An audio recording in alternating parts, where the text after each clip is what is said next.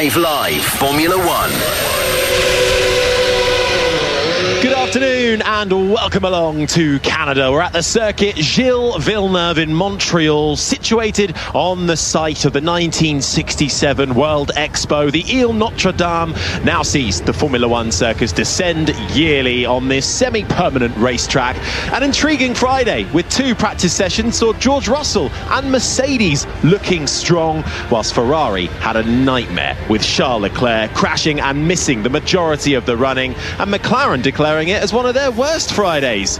What do we have in store for us today then? It's qualifying day, but before that power hour we have one final practice session to go. My name's Harry Benjamin. Guiding you through all of this alongside me is McLaren's pesky Formula E driver, Sam Bird.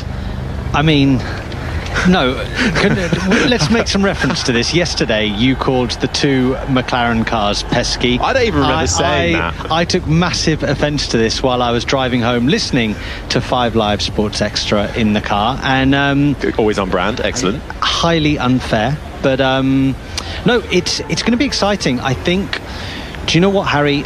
Ferrari need a good day today. Going a little bit off topic, Ferrari need a good day today. With what Charles Leclerc did in FP2 and the lack of pace from Lewis Hamilton, the pressure is on if you're wearing the Scuderia red right now. I think that is firmly the case within the paddock. I mean, what did you make of that incident with Charles Leclerc yesterday? It just seemed a bit unnecessary for certain. It's difficult when you're approaching that corner at that speed. You have a front lock up, you think, okay, I'll use the grass, as we saw Sebastian Vettel do 5 or 6 years ago, where he famously went across the grass and so-called held Lewis Hamilton up and lost the win. He thought he could do something similar. It's a free practice, but he was carrying so much speed and there wasn't the grip on the grass. Then there never really is, and it's taken him and the whole left side of the car into the barrier. So big damage for his car. In fact, it's not the same car, is it? He's had to do a chassis change. Yeah, well, cracks in the chassis were found after that incident, which happened in FP1 when he was coming through turns 3 and 4 on a lap, and as a result then had to miss FP2 in its entirety while repairs were made in time for today's running. But the grandstands are certainly packed out ahead of final practice, which is just a few moments away at a track that really is a bit of a firm favourite, this circuit Gilles Villeneuve. Just over 4.3 kilometres, 2.7 miles, 14 turns, 6 to the left and 8 to the right. A track that has been around since 1978, and it's one I think pretty much everyone loves going to. I think it's a fan favourite and also a driver favourite. Now, I've thoroughly enjoyed going to Montreal and the Canadian Grand Prix as the reserve driver for Mercedes. I remember going there. I was actually there for the longest ever Formula One race. You were about 3 years old. I was a little bit older, and I think it was over 4 hours. I remember Michael Schumacher lobbing me his race helmet and going, "I'm off for a coffee. If they restart, put that on. No one will know." 4 hours, 4 minutes and 39.537 seconds. But what a race it was, wasn't it? I actually watched it. I didn't rewatch the whole thing the other day, but it came up on replay, and it was just, it had a bit of everything. Jenson Button from last to first. Were you there in your pram with the dummy? Just trying to rekindle that moment. Yeah, absolutely. What a moment that was. I think it's because over the years it has had such standout races, has Canada, that it really sticks in the minds of a lot of people. And of course, home to a lot of first wins. Gilles Villeneuve took his first win here back in 1978. Then Thierry Boutsen, a little later Jean Alesi, and of course Lewis Hamilton and his first win here in 2007. Absolutely. Didn't Robert Kubica get his first win here as well, after having that almighty crash as well a couple of years earlier? Yeah, Robert Kubica a little later in 2008, and Daniel Ricciardo, in 2014. So drivers then settling into their cockpits, having their seatbelts tightened as they wait to head out into the pit lane. Now, talk of the town, as always, is McLaren, who currently really have a bit of a stranglehold at the top of the Constructors' Championship. They lead it by almost 200 points. Ferrari lying second, with Mercedes in third. But it was an interesting day for McLaren yesterday. Lando Norris described it as one of their worst Fridays so far this season, despite ending FP2 in second. If I can bring in the BBC's F1 correspondent here, Andrew Benson. Andrew, I mean, on the face of it, it didn't seem that bad, but they were a little lower in the timing pages than we might be used to.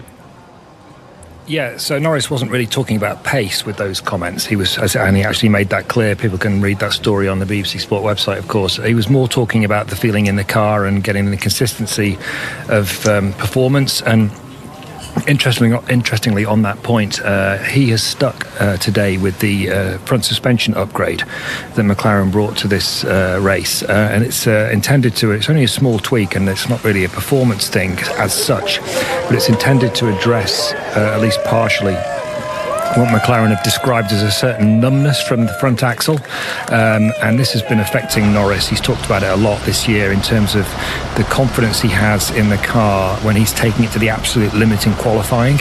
He's struggling to get the feel through the steering, which is something he talked about in his interview with me that we published a couple of days ago, Harry. So it's interesting that they've stuck with that overnight, and it's obviously something that Lando feels is helping him. So let's see how that affects qualifying. Just in terms of what you were talking about earlier with Sam, Ferrari is very much a talking point this weekend, and it's not so much Charles Leclerc's crash, although that was obviously unfortunate. It's more this ongoing narrative about Fred Vasseur, the team principal.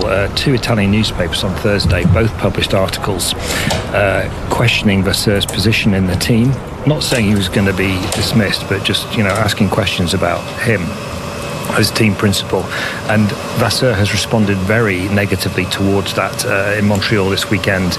Yesterday he was effectively blaming the media for the car not being quick, or at least that's the way the comments have been interpreted from the press conference yesterday. And so the pressure is very clear that the pressure is mounting at Ferrari, and these sorts of articles don't appear in the Italian media by accident, and I think it's kind of indicative of the fact that there's a sense that the protective shield around Vasseur has been lifted, which just obviously increases the intensity of the focus on that team at the moment. Yeah, it is a fascinating thing that's unfolding at Ferrari at the moment. I mean, Sam, what is your take on it? Especially, when you're in the driving seat too, and you have all that noise going on around you, you're wanting to develop the car ahead of you, but it must be quite difficult to zone it out after a while, particularly when it's the Italian press that are bringing this to the public. Yeah, the Italian press are so passionate. Well, Italians are so passionate about Ferrari, aren't they? It's not good for a team environment for the press to be speaking so negatively, especially about the leader. I think Fred Vasseur is an incredible team leader, a great leader of men.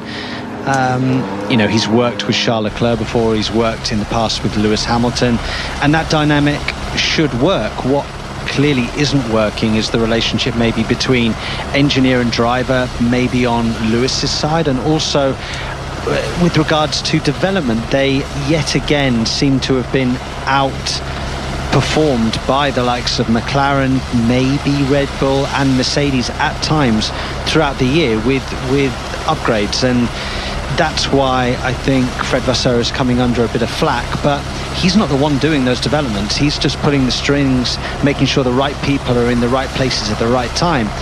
Does he then get the blame? Well, yes, because he's at the top of the tree. But should he get the blame? I don't think so.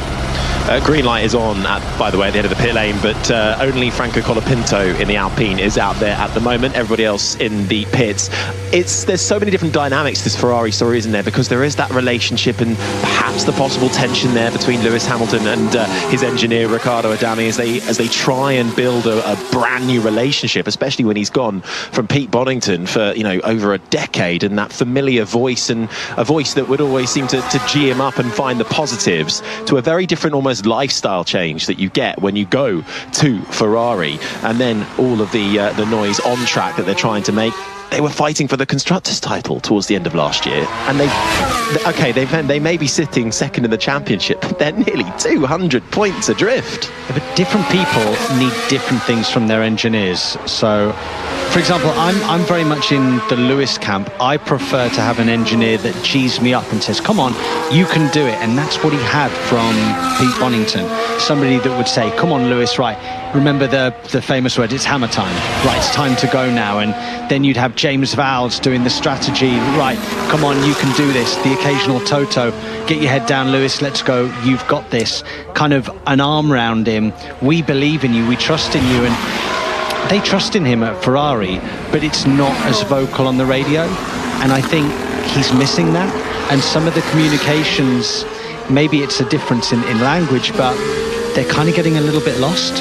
And I think Lewis is feeling that. And I'm not saying, I don't want to go on air and say that there's a lack of trust, but there's something missing in that relationship right now, that it's not quite clicking the way that he's had in the past.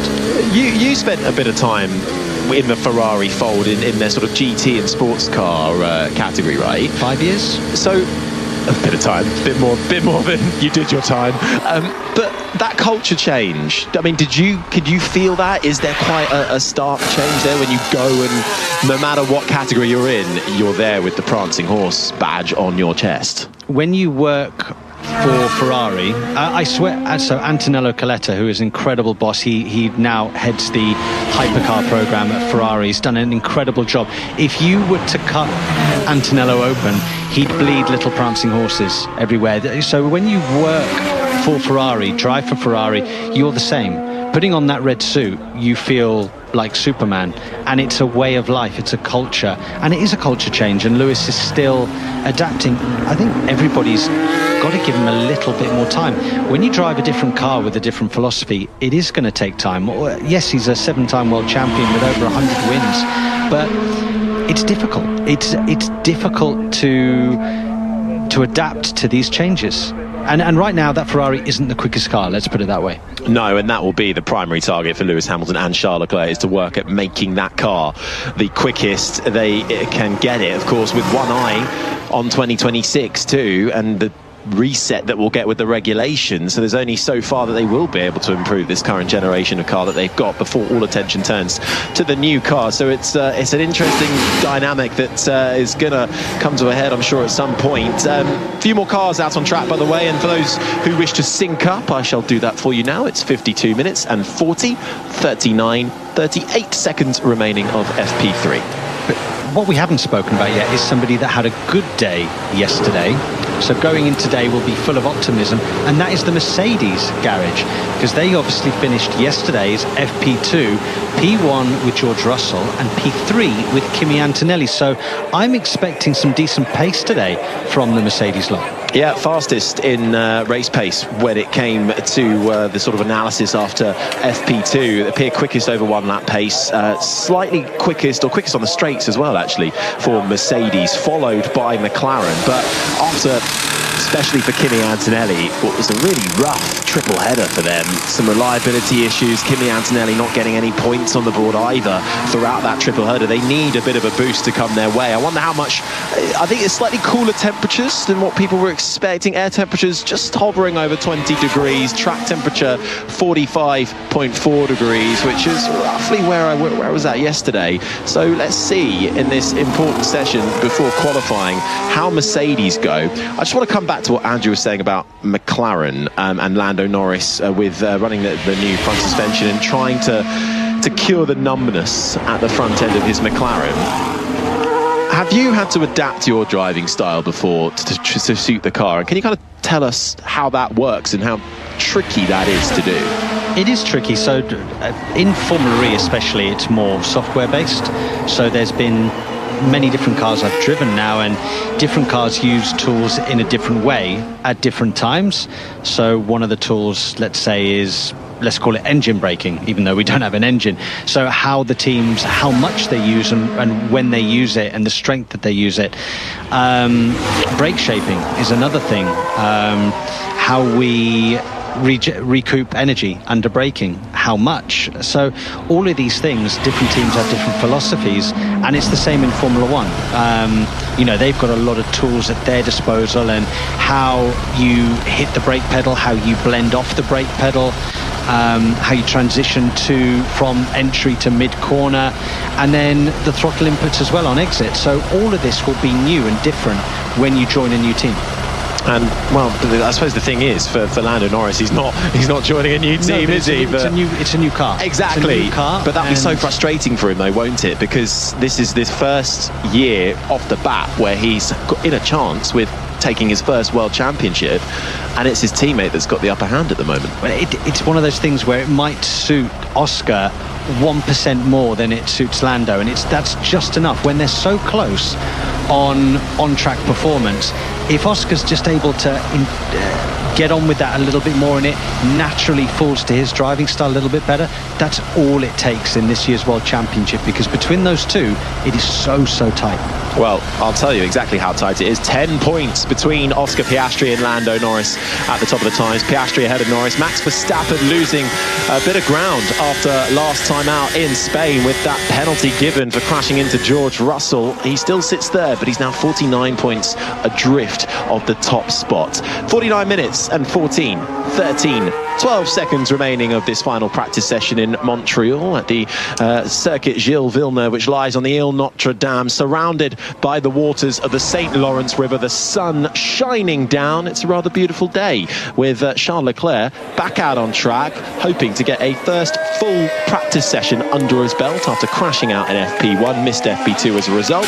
He's on the medium tyre and he has the fastest lap time, a 1:15.004, 3.5 tenths clear of Franco Colapinto in the Alpine, who set his lap time on the soft tyre. Nobody else has set a competitive lap time. We've had a bit of running though. The sound you're hearing at the moment is Oliver Behrman making his way down to the quick kink of turns 8 and 9 through the left-hander for the British rookie. First time for Ollie Behrman racing around this track, and fastest of anybody in the first and the middle sector. Slows it down to the turn 10 hairpin, gets it turned into the right-hander, but has to steady the ship on exit. Yeah, oversteer on exit there would have really compromised him. He's done purple in 1 and 2. What can he do in sector 3 though? That'll really hurt his top line speed though. As he approaches the chicane, slings it through there. Plenty of the curbing on the exit. The Wall of Champions comes to the line, and it is indeed quickest. Green, purple, green in all sectors. On a weekend where Haas are celebrating 200 races achieved for the American squad. A mighty feat, and the only one of 2 teams to have gotten to 200 Grand Prix without ever scoring on the podium. Do you know the second one, Sam Bird? No. It's all right. No. Minardi. Where was their best? Was it someone like Ukyo Katayama? Oh, where have you plucked that from? Am I right? I don't know, but that is a driver. He was up until, well, that's a nice segue, because up until, actually I think it was last race, he was the most experienced Japanese Formula One driver until Yuki Tsunoda came along, and it's his 100th race weekend for the Japanese driver in the second Red Bull. And on cue, he's on the screen. Coming to the line for Yuki Tsunoda to begin a lap time as he makes his way through turns 1 and 2 that feed through the S's. The pit lane actually feeds out through turn 2 in a slight quirk of this track. And for Yuki Tsunoda, who has the unenviable task of being in that second seat at Red Bull and has to face a little bit of traffic from Franco Colapinto's Alpine on the exit of turn 3, and he backs right out of that one. And hearing from Red Bull that overnight they have now been able to fit the same spec parts on Yuki Tsunoda's car as are also on Max Verstappen's car. If you remember a couple of races ago, Tsunoda had a big crash in Imola, rolled the car during qualifying, and as a result had to go back to, I think it was an old floor. Now the team hoping that they've got him up to the same spec as the number 1 car driven by the reigning champion. Will that help him out and try and get some points on the board? We'll have to wait and see, as Franco Colapinto almost found himself in the Wall of Champions, Sam. Yeah, I do hope that Yuki Tsunoda can find a little bit more pace. He's been really off Max Verstappen's pace over the last 3 or 4 Grand Prix, hasn't he? Another man that's been off the pace is the man that we just saw on screen, Franco Colapinto. Remember last year, Harry, everybody was singing his praises, and he did a great job in that Williams car, and he looked comfortable in the car, didn't he? And he was racing and scoring points regularly, getting sometimes into Q3. He looked great in that Williams. I can't say the same right now with this stint at Alpine. He looks uncomfortable driving that car. I don't think, when I've watched an onboard lap, it's not like you watch it and go, he's finding the limit of that car and he's pushing the boundaries. It either looks like it's underperforming or over the top when it comes to the car handling. There's obviously a lot of questions about, well, what was the point in replacing him with Jack Doohan in terms of like-for-like pace? It seems, though, there wasn't much point. Of course, we know there's lots of other extenuating circumstances there when it comes to financing. I would have said that given the experience, and this is not me hating on Franco Colapinto, because, as I said, last year he did an outstanding job at Williams, but given Jack Doohan's experience, I actually thought that he deserved to keep his seat. I think a lot of people were with you on that one. Alonso's just gone fastest, by the way, on the soft tyre, 1:13.050, 8/10 clear of Behrman. Then comes Ocon, Leclerc, Gasly the top five, Colapinto, Hülkenberg, Bortoleto, Tsunoda, the 9 drivers to set any kind of lap time. The sound you're hearing is Lewis Hamilton making his way through turns 3 and 4 now on what will be his first flyer on the medium tyre as he arcs through turn 5, hits the brakes, down into third gear through the left-hander of 7, on the throttle through the right-hander of 8, up through the gears, bit of traffic, and he's backed off and he's out of it. Yeah, Lewis seems to be struggling a lot this season with, whenever he puts an input into the steering wheel, he immediately has to correct the car, so he's losing the car on entry in a lot of places. And you know, we know that Lewis likes a sharp front end, but what you don't want is uncertainty with if the rear is going to stick, and that's what he's got at the moment, and that gives you a lack of confidence with the machinery underneath you. Just to come back to our the Colapinto chat briefly, and also our culture chat that we were having at the start, I wonder how much, and I'd like to know the answer if you can find it, that affects the driver in terms of their actual on-track performance. Because, as you say, when Colapinto came in with the Williams team last year, did a very admirable job, and at one point was looking like hot property to go to a couple of teams for the start of this season. And we know that Williams and James Vowles, they're very supportive publicly, and he was incredibly supportive of letting Franco Colapinto out of his contract to go to Alpine as a reserve driver in the first instance. And again, we see it with other teams like Mercedes, who have really looked after and cared for Kimi Antonelli as he's embarked in this sport as only, you know, an 18-year-old teenager. But then you have other teams like Alpine who seem to just have a brutal revolving door, a bit like Red Bull do as well. Do you see that, or am I plucking something out of nothing there? You're absolutely, you've hit the nail on the head. As we see Piastri going 4th, 7/10 of a second off the pace setter of Charles Leclerc right now. But you're absolutely right. The environment is, it's not as important as the machinery underneath you. You need a quick car, and you need to feel comfortable in that quick car, but you also need to feel comfortable within the team, and you need to feel, a lot of drivers, as I said with Lewis, you want an arm around you, and you need to feel loved, as we see Alonso going long at the final chicane. He had gone purple sector 1, but then obviously has had to give the lap up. Yeah, some drivers need to feel loved, some drivers it doesn't matter. I think Colapinto last year came into Formula One, he had nothing to lose. You know, he had this chance. I'm going to be a Formula One driver for 10 races. It's going to be great. That might be my only 10 races, but hey, I'll give it my best shot.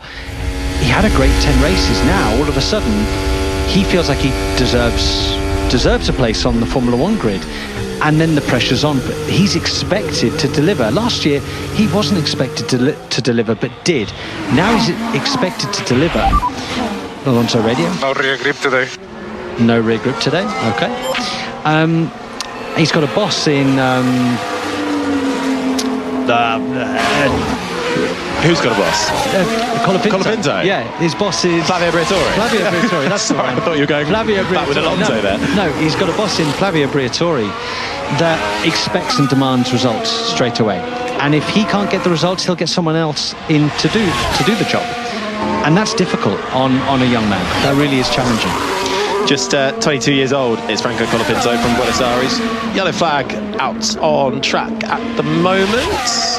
We're not seeing anybody who has found the wall, just seeing if anybody has stopped out on the circuit or if it might be for a bit of debris. It's gone green again, so all clear.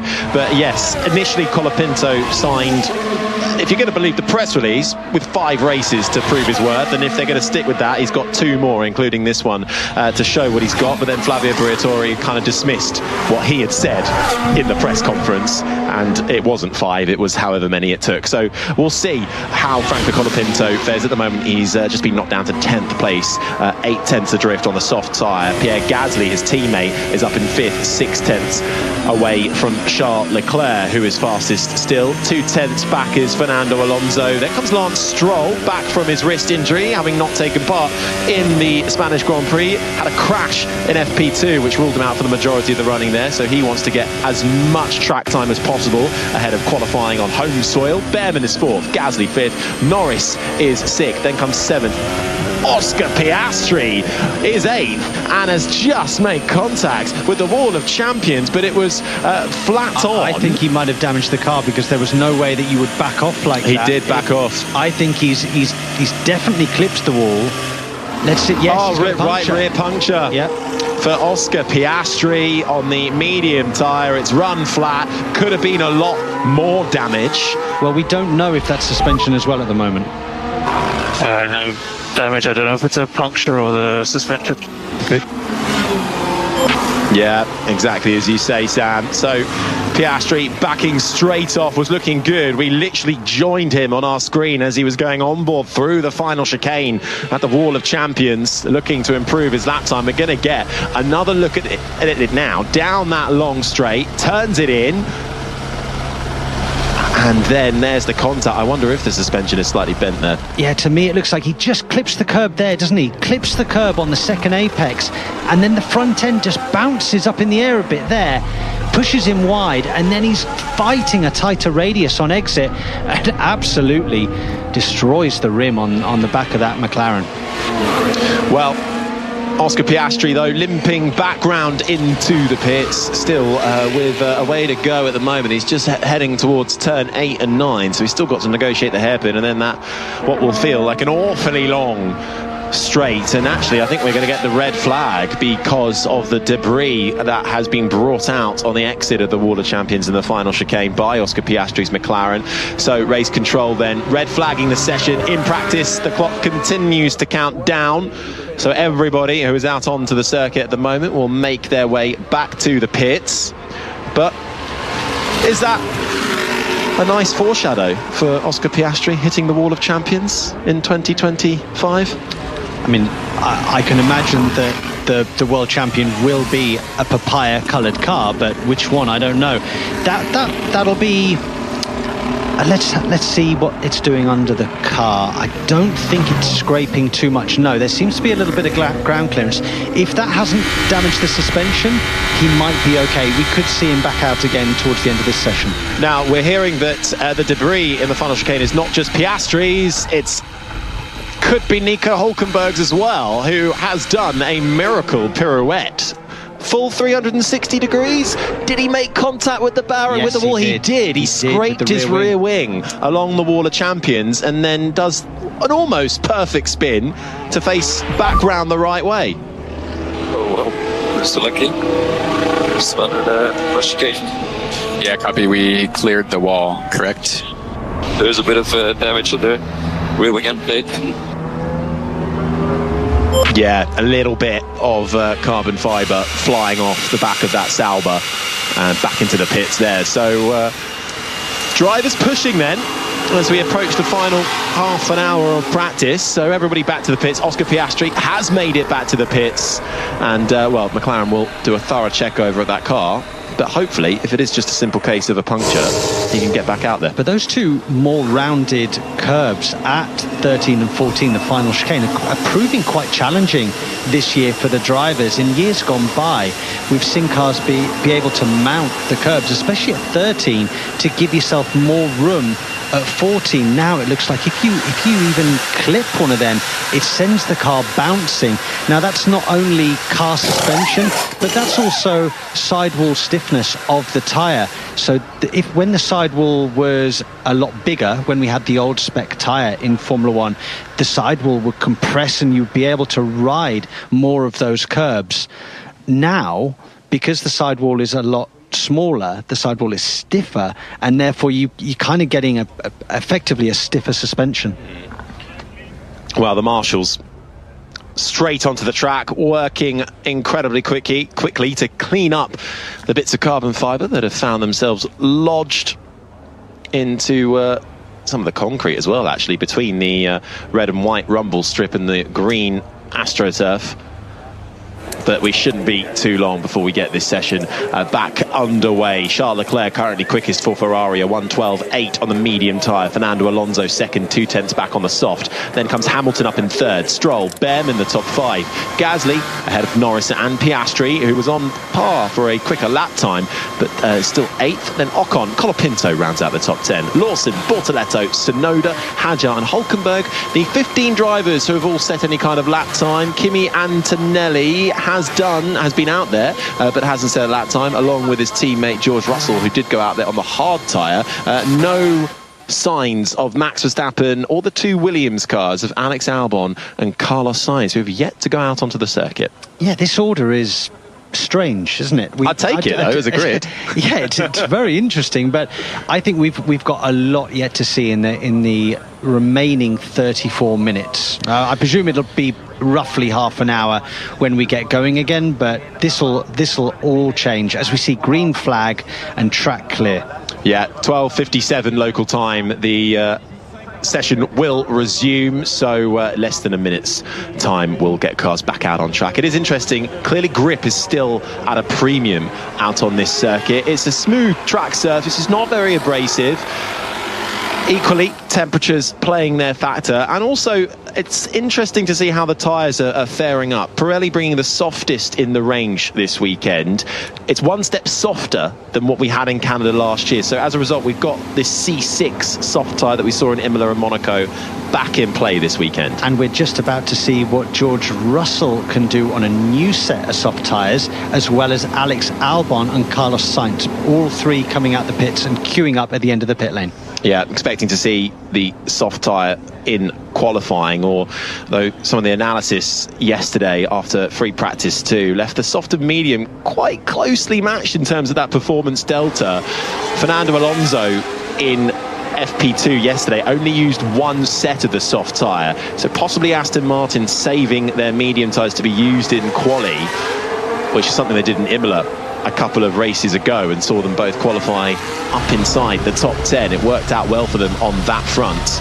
Are you happy to see Pirelli trying to bring a bit of spice with their different tyre allocations? I think at some point this year, I can't remember when, it might be Belgium, where we've got a big jump in actual tyre compounds. It's not going to be, normally it's sort of chronological. We've actually got I can't remember which one it is, it's for a C4 to a C6 at one point. Yeah, for me, I much prefer Formula One races where there's multiple pit stops. So I much prefer bringing the softer compound tyres and seeing degradation, see how the drivers can hang on to it for as long as possible, and doing maybe a 2-stop, maybe even a 3-stop. I think we've become so accustomed to 1-stop races, haven't we? You know, you do a stint on the soft, it'll get you to 20 laps, and then you can run on the medium or the hard right until the end. I much prefer a multiple stop race. Yeah, so it is going to be Belgium, where the medium and the soft will be the C3 and the C4, as they were last year, but the hard is going to be the C1 rather than the C2. So in an effort to try and exactly do what you've just described, spice up the racing, allow for more strategic options to be found, we're trialling a few different things out across the year. And, okay, the 2-stop thing, it didn't necessarily work in Monaco, but at other tracks where overtaking is possible, I think it will absolutely work, and we'll see more fighting, we'll see a more spicy race. You can hear that. It's George Russell. We've got cars back out on track, by the way. 30 minutes, 57, 56, 55 seconds remaining. George Russell thinks he's in with a shout of pole this afternoon. He is fastest of anybody in the middle sector. Turns it in through the hairpin at turn 10, onto the throttle, up through the gears, through the slight left-hand kink of turn 11, taken flat out in these Formula One cars as he now barrels down the back straight over 1 kilometre long, which runs parallel with the Rowing Lake to its left-hand side, the St. Lawrence River to the right-hand side. The final chicane beckons out of the Wall of Champions and towards the line for George Russell on the soft tyre, puts himself up into 4th spot, 3/10 adrift of Charles Leclerc's quickest time. Yeah, a little bit of oversteer, exiting the hairpin onto the back straight, cost him quite a bit of time. But, you know, that's his first lap of the day. I expect him to maybe have another shot and improve on the next lap. Kimi Antonelli also just crossing the line, not as strong for him, down in 13th on the soft tyre. I wonder if anything happened to him on his lap time as Lando Norris crosses the line and puts himself up into 2nd place, just over a 10th adrift of Charles Leclerc on that medium tyre. We have now got the runners we were missing, the 2 Williams cars, and Max Verstappen. That's the sound you can hear, who is currently making his way down that back straight in the Red Bull. A man carrying 11 penalty points to his name, 1 more, and it's a race ban. Knowing Max Verstappen and hearing what he's had to say so far this weekend, he won't change how he races, but it could well affect some of the other drivers out there on track if they maybe goad Verstappen into trying to get his elbows out. All it takes is for 1 more penalty point and he's out for the next round. That's the really interesting thing, Harry, because how will the others race Max Verstappen this weekend? Because they can afford to maybe lean on him a little bit more, put their car down the inside and go, right, what are you going to do about this? Max has said that he's not going to change, but you know, if he, as Isaac Hadjar puts his car into P6, by the way, another great effort by Isaac Hadjar, if he were to get the penalty point, let's say he does this weekend and he gets the 1 race ban, what are Red Bull going to do? Do they promote Isaac Hadjar? Do they get in the F2 driver who's doing a great job at the moment? Arvid Lindblad, who has just been, by special dispensation, been given a super license. Presumably for this specific reason. Or do they give Liam Lawson another go? What do Red Bull do? It seems like it's an ever-revolving door at that team on who's going to drive in a seat at that team. No one would expect to take Max Verstappen's seat, but that could realistically happen at the next race if he does have a little misdemeanor here in Canada. So the interesting thing about this, so Arvid Lindblad is what they're billing as their next Max Verstappen at the moment, our Red Bull, currently racing in Formula 2. Has been given a super license. It's kind of good timing that it's just come through now, but that's because there was a World Motorsport Council meeting recently that granted it, and there hasn't been one in a little while. The request went in a while ago, and this is because they want Lindblad to be in the frame for some FP1 runnings this year for the Racing Bulls team, because while Isaac Hadjar will fulfill that 1 rookie spot straight away, they still have to supply another rookie in the other car at some point, and Liam Lawson, technically not a rookie, having done some races over the course of the last year. So they're looking at Arvid Lindblad for that, but equally if he does get a race ban, I think they'll have to promote or do you promote a Hadjar, or do you stick in Ayumu Iwasa for 1 race, who is technically the reserve driver at Racing Bulls at the moment, and give him a shot? The way Isaac Hadjar's going at the moment in his car, why would he even want to? Not that he has a choice. Yeah, it's not like he has a choice. Helmut Marko will go, you will go where I tell you to go. Like, end of discussion. But I think he'd almost be disappointed, because I think he's got a better shot at points in the car he's in right now than taking over a Red Bull seat, where it seems like the only driver to be able to hang on to that car is Max Verstappen. You are, yeah, you're completely right. That's the problem. Is Alex Albon a few moments ago having to cut the grass at turns 8 and 9. Oh no, it's saying it's turn 4. Every time I drive this car, it feels totally different. No, I think that is turn 8 and 9. That is indeed turn 8 and 9, absolutely. Yeah. He's gone cutting some grass, hasn't he? And taking a bit of gravel with him as he goes. He's now got a lap time on the board, Albon, down in 17th. The two Williams cars were looking super strong yesterday. Perhaps with the engine mode slightly turned up, but feeling confident of both Albon and Sainz this weekend. Max Verstappen on the soft tyre goes second fastest, 14,000 seconds of away. Lando Norris has put in a good lap to go fastest at the top of the times, a 1:12.3, almost half a second clear of Charles Leclerc, but George Russell is coming now as well, and he's fastest in the middle sector. Track is starting to ramp up, it's getting cleaner, less dust coming off the tyres and underneath the floor. George Russell on his second lap on these soft tyres, about to cross the line and go quickest, only half a tenth up though on Lando Norris, who's actually done multiple laps now on that medium compound tyre. So again, the McLaren working very, very nicely, and expect them to be a threat for pole position, and George Russell as well. Well, this will be one of the headaches that the teams will have to decide going into qualifying, is if the performance gap is fairly marginal between the medium and the soft, what do you go for? Still lacking bite in the brake material. It's not good. I'm still lacking bite in the brake material. That's what Verstappen is reporting. Is that, I'm presuming, he puts his foot on the brake and he's not feeling that instantaneous Yeah, movement? so every weekend, normally the team will change the brake discs and the brake pads, or a couple of times during the weekend even. And maybe there's the ability to make, or the process of making a brake disc is very, very, very intricate and requires a lot of heat within the carbon and pressing of the carbon, and there are tolerances and changes within the brake discs, and one set might perform slightly less well than another set, and that's what he might be feeling. He might not like this brake set of brake discs or brake pads, and they'll be off the car and changing them. Well, quick lap times have come in then over the course of the last few minutes, with 23 minutes and 42, 41, 40 seconds remaining. George Russell now quickest, ahead of Lando Norris, less than half a tenth between them. Russell on the soft, Norris on the medium. Then there's a bit of a gap back to Charles Leclerc in third. Max Verstappen fourth. Isaac Hadjar up inside the top five. You may have heard a bit of a thud there. That was the sound of Ollie Behrman's front left tyre making a bit of contact with the wall of champions. We'll get the slow motion replay.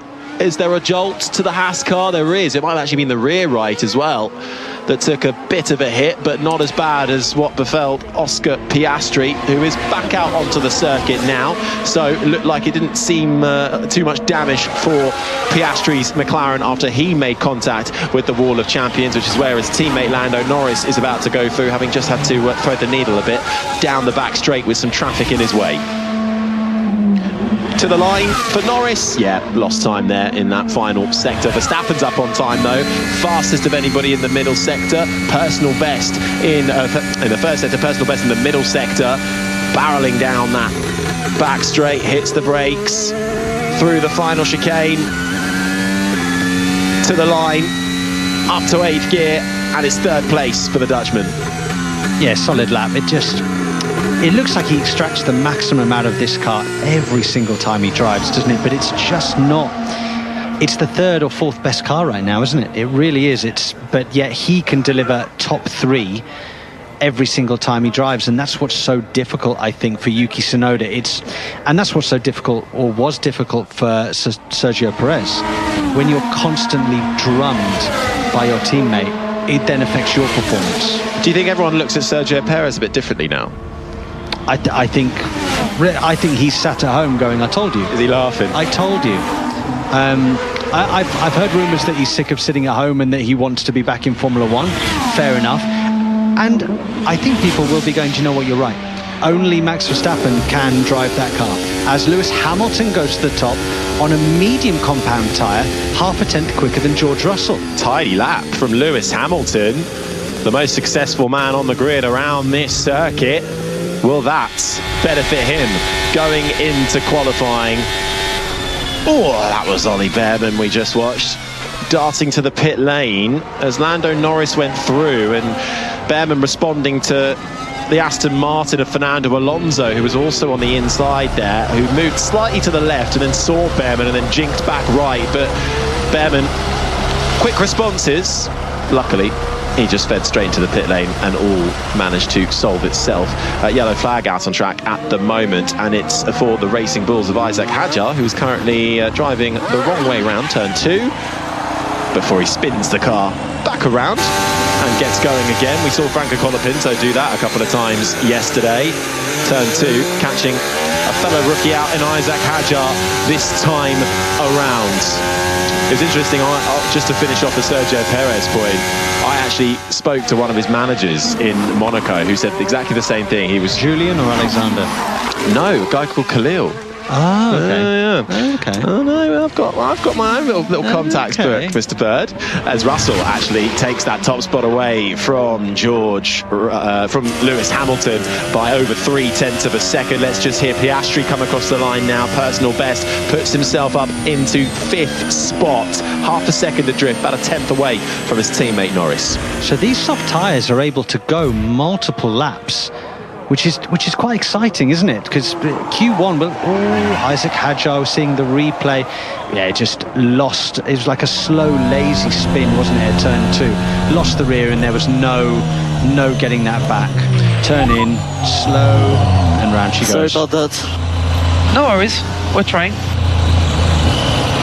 I love that. No worries, it's all good. His teammate went through, and then it was a bit, we're not going to see the full rejoin, but he did end up driving quite a way the wrong way before spinning it back around at Isaac Hadjar, but did get going again, and is still out there actually. Hadjar down in 10th at the moment as Verstappen goes for another lap on that soft tyre. As I was saying, it's quite nice when the soft tyre on these Formula 1 weekends can do multiple laps. I prefer that for qualifying than when we see a tyre that can just do one lap and then they're boxing. When the tyre is able to do multiple laps, I think it's better for the viewer both at track and the viewer at home. 18 minutes, 42, 41, 40 seconds. With my discussion briefly on the harbour of the Monaco Yacht Club with Sergio Perez, or one of his management team at least, said he was sick and tired of being at home. Alpine and Cadillac are the two hot contenders for Sergio Perez's services next year.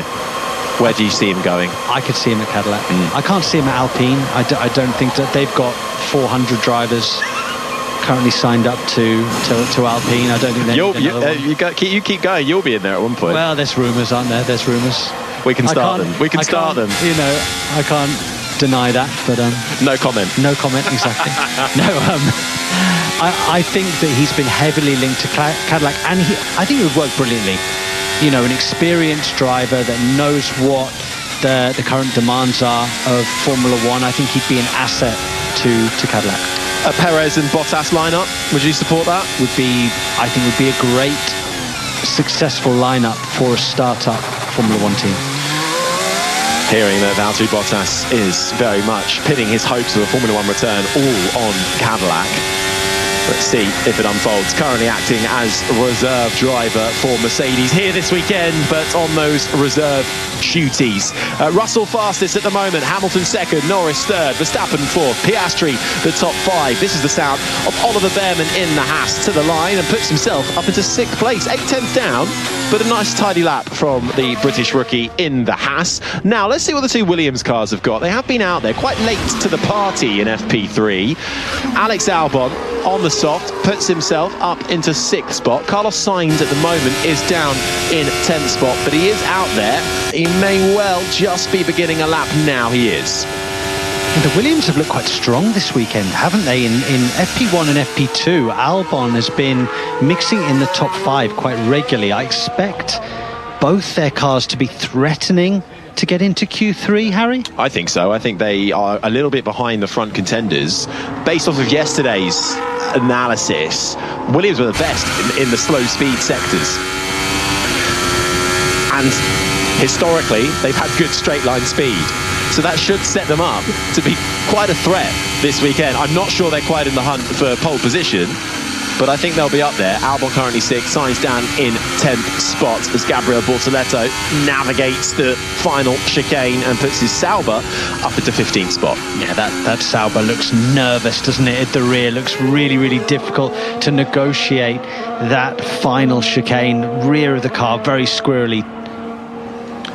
I didn't read that. What did that say, Harry? That was the FIA stewards were investigating Alonso and Behrman for that little impeding incident that has been reviewed with no further investigation. And I think rightfully so. I don't think that was anything to really worry about. I don't think the stewards need to get involved with that. Sainz puts his Williams up into 6th, a couple of tenths clear of his teammate Albon. So the 2 Williams cars then, just behind the 2 McLarens, the Red Bull of Verstappen, the Ferrari of Hamilton and the Mercedes of George Russell, who topped FP2 and very much considers himself in with a fight for pole position. If you remember last year, George Russell put it on pole position with a 1:12.000. Max Verstappen set the exact same lap time in that final qualifying session, but because George Russell did it first, he started on pole. It's those moments there that really just brighten up my day sometimes. Well, yeah, only if they work for you. I had something in Formula E recently in Tokyo where I did the exact same lap time as Antonio Felix da Costa. And that was to go through to the Jules.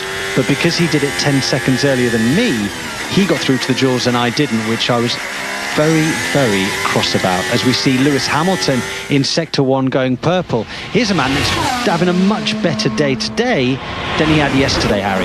He's flying at the moment. Lewis Hamilton through turns 8 and 9. Feeds himself out of the right-hand kink of 9. It's a slight curved straight towards the breaking point of the hairpin at turn 10. Brilliant place if you're in the grandstands to watch Formula One cars fighting with the right-hander and then getting onto the accelerator as the sun beats down off the Scarlet Ferrari. Hamilton reaching speeds of just above 300 kilometers an hour now, 330 nudging kilometers an hour down that back straight before he hits the brakes, negotiates the final chicane, leaves enough room between himself and the wall of champions to the line for Hamilton. He's currently 2nd and he stays there, lost a 10th in that final sector. Good lap though. I mean, he's looking more comfortable in the car than I've seen in quite a while. What can Lando Norris do? He's just gone green and purple in Sector 2. Little bit squirrely on the rear end again in the final chicane as he goes fastest, 1.5 tenths clear of George Russell. This is going to be an epic battle, I think, between McLaren and George Russell for who gets pole position this afternoon. I feel like we're in qualifying already at one point. George Russell's going to go again. It's not. That's coming up later. Don't get too excited. No, but it's because it's great. The tyre can do multiple laps. Yeah. And you can continue to get quicker and quicker. The track is evolving and getting faster and faster. A bit of news, and not good news, out of the Red Bull garage for Yuki Tsunoda, who is currently confined to the pits. He's only run the medium tyre so far. His teammate is up in 4th on the soft tyre, but he's been in the garage for a while, and that is thanks to a brake issue. Red Bull are starting to rebuild his car, though, so hopefully he might get back underway. But what have we got left on the clock? Less than 20 minutes or so left. Tsunoda is out of the car while the team try and fix those brake issues down on the second Red Bull car as Ollie Behrman a few moments ago, the rear end stepping out of his Haas, and that was a bit of a whack against the wall of champions. Well, it's more than a bit of a whack, Harry. He's thumped the rear of that car against the wall. I love the graphic, too close to the wall. Yeah, sorry, I touched the wall. I think it's fine. The car is a nightmare though. That's more than a little tap. I think he's gotten lucky there because he hasn't hit the actual concrete wall. He's hit the softer Armco barrier just before it, which has maybe left him with a little less damage. And you heard him on the radio there. Car's a handful anyway, but it doesn't seem to be too badly affected by that clout against the wall for Ollie Behrman. You know, I'd probably be coming back in the pits. I think if the engineers have seen that, they might be saying, Ollie, maybe we need to inspect the rear right corner. Might be worth a check. 11 minutes, 34, 33, 32 seconds. Max Verstappen is back out there on another lap, making his way towards turn 3. Yeah, but he's gone a little bit deep in turn 1, which compromised him at turn 2. I can't imagine this is going to be quicker than Lando Norris in sector 1. Well, it's still green, and it's only just under a tenth off. It does look like this track is not offering that much grip this year around this Canadian circuit, but DRS active going towards turn 8, throws it into that chicane, and now we're down towards the hairpin, where this is where we saw Robert Kubica's huge crash in 2007. I want to say 2008. No, 7, you're right. Thank 8, you. sorry, he won in 8. Right. My bad. Right. Yeah. Now we're DRS wide open again. 200 miles an hour, 210 miles an hour in English terms. A huge break through the chicane. Oh, a little bit everybody, Harry, is really squirrely at the rear through that final chicane, and we see Max Verstappen go P4, 4/10 off the pace. Yeah, grip really fine, really being found at an absolute premium. The track was resurfaced last year, but we obviously ran that race, although it was mixed conditions, wasn't it, last year? This track barely gets used throughout the season. That's why it doesn't get used, and no matter where we are in the world, Formula One tries to lay similar level tarmac everywhere, and it is absolutely top level high grip tarmac that is used, but everywhere will be slightly different. The curing will be slightly different. How the oil rises up through the tarmac will be slightly different, dependent on the climate, the conditions, and how often it's used as well, which then means the grip level will be different at different places. In engineering terms, it's called the macro and the micro roughness of the surface. So effectively, how big the stones are and how close they are together. But it certainly looks like it's a challenge out there for these drivers. Fernando Alonso trying to find his way through a bit of traffic on the soft tyre. He's done a personal best in the middle sector. He's about half a second down, though, on Lando Norris's best lap time, which is a 1:11.799. The Aston Martin driver who finally got his first points on the board last time out in Spain at the 9th round of the season. Fernando Alonso finally opening his account with a couple of points for his team in what has been a trying year so far. Just one car in the game last time out, with Lance Stroll being withdrawn. Alonso crosses the line to put his Aston Martin in 8th. Lance Stroll currently down in 15th, returning from wrist injury, which he's had surgery on, and said he feels ready. Made a full recovery in time for his home Grand Prix. A track where he has scored points on 5 occasions. And his first points in Formula One came here for Lance Stroll back in 2017. So he's got a decent track record around his hometown. I forget how long Lance Stroll's been in Formula One. It's you forget how long. I forget. No, but not in a bad way, in a nice way. It's nearly a decade, isn't it? It's not far off a decade. 2017. Yeah, 8 years. 8 years. Yeah, it is a long time, and he's 26. That's the thing. But that's what we're going to get. We're going to get this with Kimi Antonelli. First season. When was that? We're asking this in a decade's time, and he's not even 30 yet. Yeah, it's same with Ocon. Same with a load of them. You just forget. God, I'm getting old. It's all right, Sam. You've always got 5 Live to cheer you up. You could a lot of traffic through there for Colapinto. Yeah, Gasly. Fantastic. I start to really be off with these guys. Like, what the are they doing? Yeah, I'm pretty frustrated as well. It's all right. Let's settle down. I don't think Pierre Gasly is very happy with the traffic this afternoon around Montreal. Lewis Hamilton might find the same thing. He found himself stuck behind the other Alpine of Franco Colapinto, so much so raising his hands at the Argentine driver. This is going to be a problem in qualifying. In practice, you never normally get told off for it. In qualifying, though, you and your engineer, the communication has to be hot on it, because let's face it, the driver can do so much. They can look in their mirrors, but I don't think they're the best mirrors in the world for visibility. As a driver, is half of you relying on your engineer to tell you where you are on the track, because they have the overhanging data of a track map, for instance? Yeah, hugely. But sometimes, you know, when you're asked to hit a certain speed on your cool-down lap, it's difficult to jump out of the way, especially if those slow down laps are very, very slow, which is what we can see on the soft compound tyre. Plus there's the issue, are there issues on the gantries with regards to GPS? So if the GPS signal isn't that great, there could be dropouts and the engineers aren't getting the right information. So these things can happen in Formula One. That was the sound of Stroll just crossing the line, still down in 15th spot for him. Less than 6 minutes remain of this final practice session. Sun is out over the circuit Gilles Villeneuve. Blue skies overhead with a few wispy white clouds interrupting them. Air temperature still hovering just above the 20-degree mark. Track temperature just below the 46-degree mark as well. Lovely temperatures to go racing in if you're in the grandstands, that's for certain.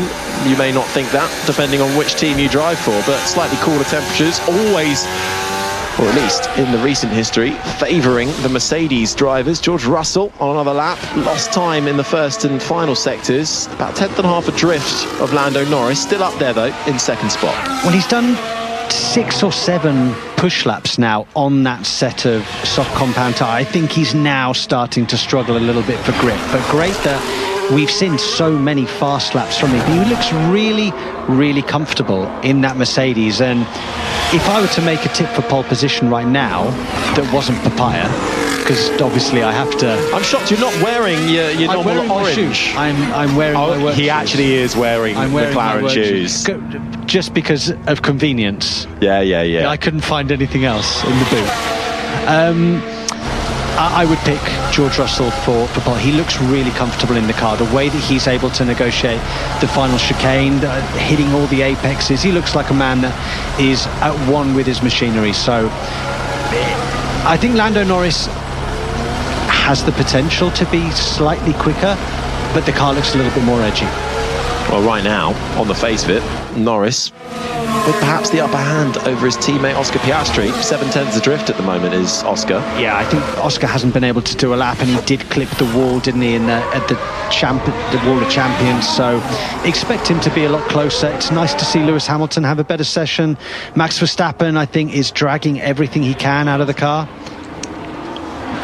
We've got a question come in, hashtag BBC F1. Did you say you couldn't find any other shoes in the boot of your car? Well, yeah. Is that where you keep your shoes?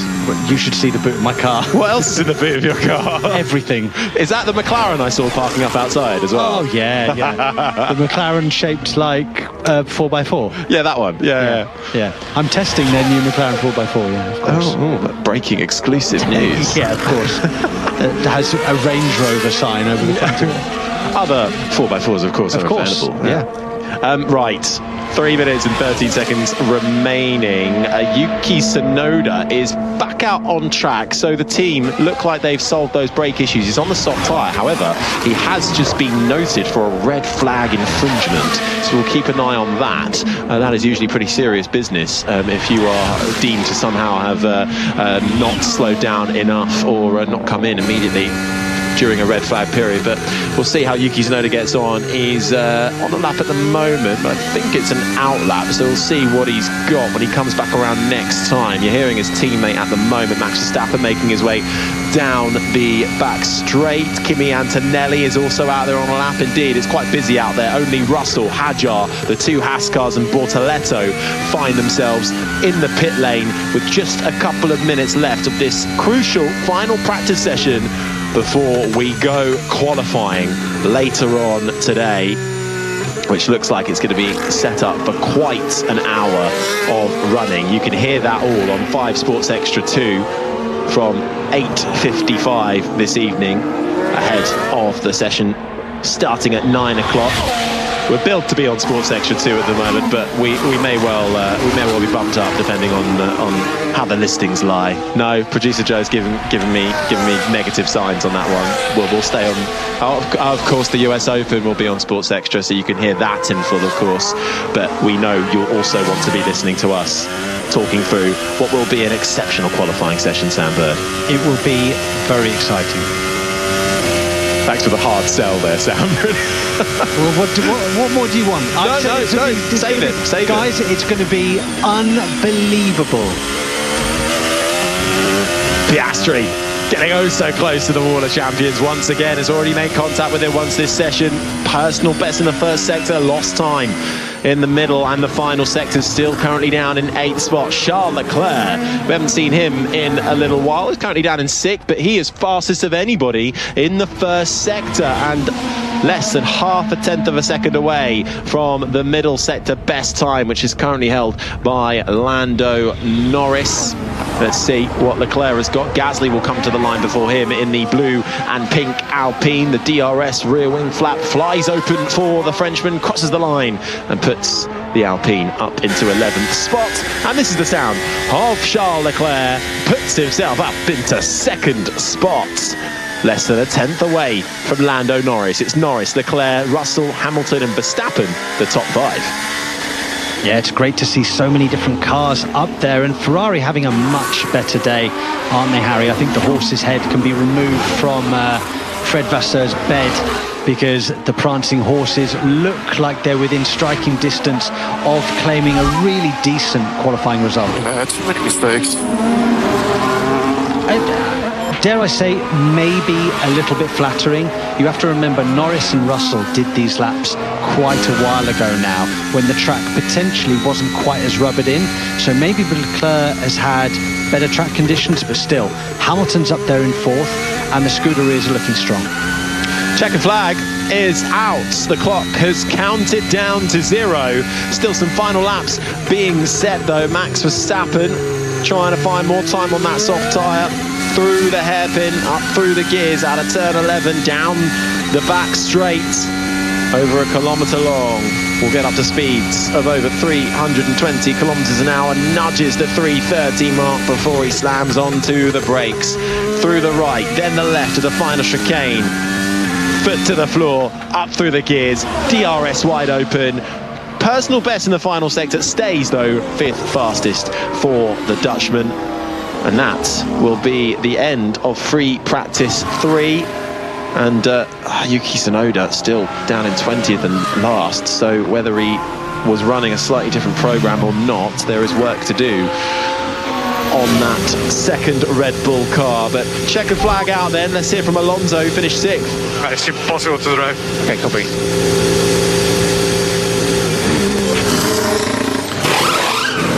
Ooh, impossible to drive, Fernando Alonso, reporting on his Aston Martin as he makes his way back to his pit box. I mean, impossible to drive, but you're in P6 in an Aston Martin that hasn't been competitive most of the year. So if that's impossible to drive, then let's hope it stays impossible.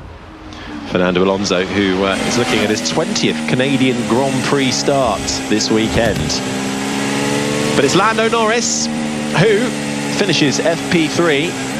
The final practice session before we go qualifying as the fastest driver with a 1:11.799. Less than a tenth, though, separating him and Charles Leclerc in the Ferrari. George Russell, who very much considers himself to be in the fight for pole position, in 3rd for Mercedes. Lewis Hamilton with a good practice session as well in 4th. Max Verstappen rounds out the top 5. Fernando Alonso, well, may not have been happy, but as Sam was saying, still finished 6th ahead of Kimi Antonelli. Oscar Piastri, that confidence be slightly affected after his brush against the wall of champions. The car was repaired, just a puncture it seemed for him on the rear right, ended in 8th spot. Carlos Sainz for Williams in 9th and Alex Albon behind him in 10th. Williams looking strong. Isaac Hadjar in the Racing Bulls, the French rookie who has impressed so much this season, down in 11th ahead of Pierre Gasly. Liam Lawson has also looked a little better and on par with his teammates so far this weekend. He's in 13th ahead of home hero Lance Stroll down in 14th. Ollie Behrman and Esteban Ocon, the two Haas cars, in 15th and 16th. Franco Colapinto Still doesn't look at ease with his Alpine. He finished down in 17th, ahead only of the two Sauber cars. Nico Hülkenberg ahead of Gabriel Bortoleto, the Brazilian in his rookie season, the reigning Formula 2 champion, down in 19th spot. And Yuki Tsunoda 20th and last. Had brake issues during that session, missed a big chunk of it, so we'll see how much that's affected him. He did get out at the end though, but is down fastest lap time 1.7 seconds off of Lando Norris. And both him and Gabriel Bortoleto have been noted for red flag infringements during that session. Tsunoda's will be investigated after this session. Gabriel Bortoleta's one has only just popped up, so I imagine that will also be investigated after the session, as we are now at the end of the session. So we will continue to bring you updates on that in between now and when we go qualifying. If we get that news, you can stay tuned to the BBC Sport website for that one. Right. Norris, advantage swings to McLaren once again at the end of FP3. Sam Bird, who are you expecting to be in the fight for pole position in a couple of hours' time? Well, I think there's a few cars, aren't there, Harry? I think you've got to be both McLarens. That's a dead certainty. I think George Russell will be right up there as well. And then you've got to throw in, you can't discount Max Verstappen, and now you can't discount both Ferraris. So I think this could be a 5 or 6 car shootout for who wants to get pole position. It's going to be one to tune in for, that's for sure, ahead of round 10 of the 2025 Formula 1 season. We're in Canada at the circuit Gilles Villeneuve in Montreal, qualifying. That all-important session will be the next one up. You can hear that in full on Sports Extra 2. Will be on air at 5 to 9 this evening ahead of the green light coming on at 9 o'clock. Thank you very much, Sam Bird. Thank you to Andrew Benson as well. It's Lando Norris fastest before we go qualifying. This has been an IMG production for Radio 5 Live.